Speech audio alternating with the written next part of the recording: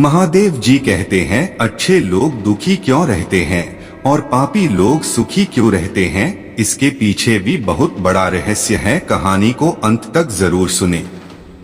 आजकल लोगों के मन में एक गलत धारणा बनती जा रही है कि आजकल सच्चाई और अच्छाई का जमाना नहीं है, इसलिए सच्चाई और अच्छाई के मार्ग पर चलने में कोई लाभ नहीं है बल्कि नुकसान ही है। हमने तो कोई लोगों को यह भी कहते हुए सुना है कि हम तो हमेशा धर्म के मार्ग पर चलते हैं, हम कभी किसी का बुरा नहीं सोचते, फिर भी हमें केवल दुख ही मिलता है, और जो लोग अधर्मी और पापी हैं वे सुखी और खुशहाल जीवन व्यतीत कर रहे हैं। परंतु जरा सोचिए कि अगर सभी लोग ऐसा सोचने लगे तो समस्त संसार में अधर्म का अंधकार व्याप्त हो जाएगा। इसलिए अगर आप भी ऐसा सोचते हैं तो आपकी बहुत बड़ी गलतफहमी के शिकार हैं। इस आर्टिकल में हम कुछ उदाहरण देकर आपकी इस गलतफहमी को दूर करने का प्रयास करेंगे। सुख और दुख की परिभाषा देखिए, सबसे पहले तो आपको सुख दुख को देखने का नजरिया बदलना पड़ेगा, क्योंकि सुख और दुख आपके नजरिए पर निर्भर करता है। अगर आपकी नजर में धन दौलत, स्त्री पुत्र, मान बढ़ाई और पद प्रतिष्ठा को प्राप्त करना ही सुख है, तो फिर आपके लिए इससे बड़ा दुख कुछ भी नहीं है, क्योंकि आप जिन भौतिक सुखों को जीवन का सुख समझ रहे हैं वह वास्तव में एक धोखा है, और इस धोखे से बाहर निकलने के बाद ही आपको परम सुख की अनुभूति हो सकती है। अज्ञानवश आप सांसारिक सुखों को जीवन का उद्देश्य बना बैठे हैं, जबकि आपके जीवन का मूल्य इन चीजों से कहीं ज्यादा बड़ा है। इस संसार में अनेकों महापुरुष हुए हैं जिन्होंने धर्म पालन के लिए जीवन भर दुखों का सामना किया।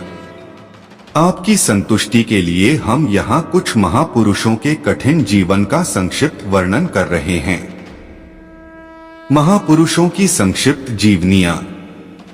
जरा सोचिए कि अगर जीवन में भौतिक सुखों का इतना ही महत्व होता तो भगवान राम राजसी सुख को छोड़कर अपने स्वधर्म पालन के लिए वनवास का दुख क्यों सहन करते। क्या आपका दुख भगवान राम से भी बड़ा है, जिन्होंने राज्य के 56 भोगों को छोड़कर 12 वर्षों तक कंदमूल खाकर जीवन गुजर किया, जिनके सुकोमल चरणों के नीचे फूल बिछना चाहिए था, उन चरणों में जंगल के कांटे चुभते रहे। क्या आपका दुख भगवान कृष्ण से भी बड़ा है, जिनका जन्म ही कारागार में हुआ था, जिनको बचपन से ही बार बार जान से मारने का प्रयास किया गया और जिन्हें अपने कर्तव्य पालन के लिए अपने प्रेमिका को भी खोना पड़ा।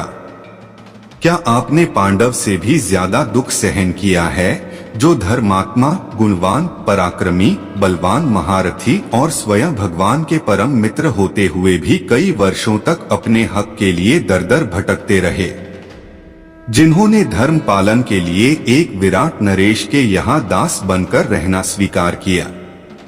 क्या आप सुदामा से भी ज्यादा निर्धन, निर्बल, दुखी और असहाय हैं, जो दाने दाने को तरस गए लेकिन अधर्म का मार्ग नहीं अपनाया।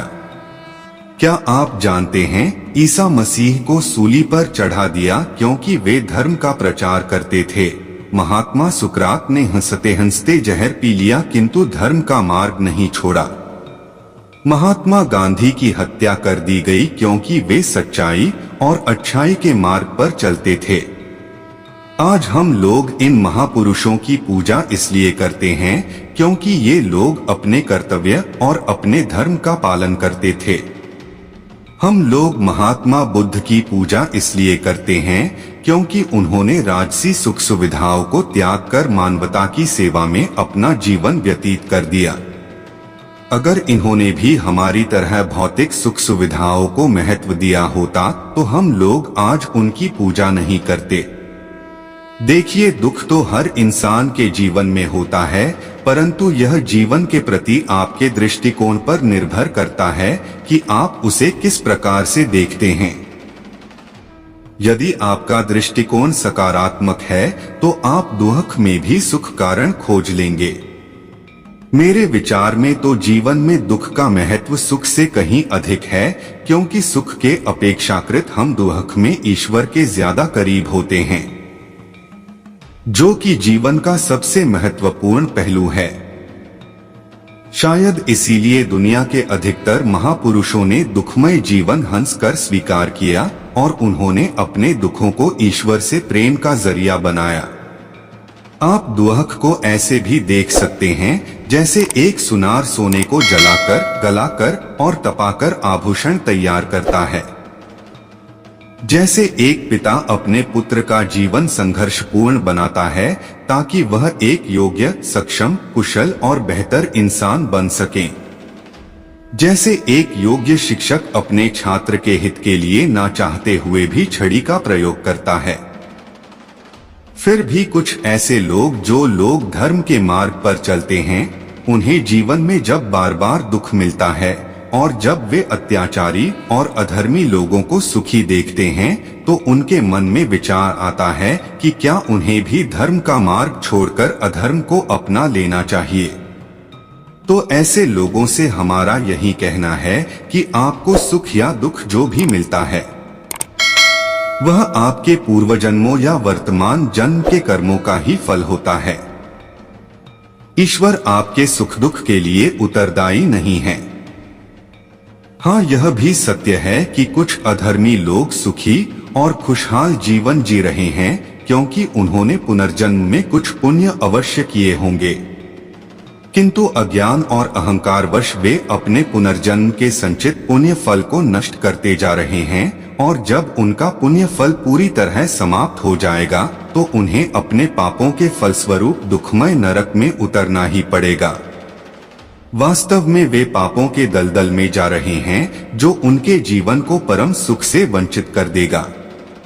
याद रखें, समस्याएं, चुनौतियां, दुख, दर्द सभी के जीवन में हैं, इनसे कोई भी मनुष्य अछूता नहीं है। इसलिए जीवन में अगर आपको जीवन में दुख, दर्द, अन्याय और अपमान और मुसीबतों का सामना करना पड़ रहा है, तो इसका मतलब यह नहीं है कि आप धर्म का मार्ग छोड़कर अधर्म के मार्ग पर चल पड़े। हमें जो उचित लगा हमने आपको बता दिया है।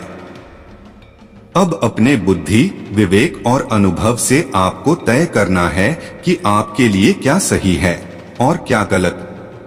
अब निर्णय आपका है कि आप कैसा बनना चाहते हैं, राम के जैसा या रावण के जैसा। धन्यवाद।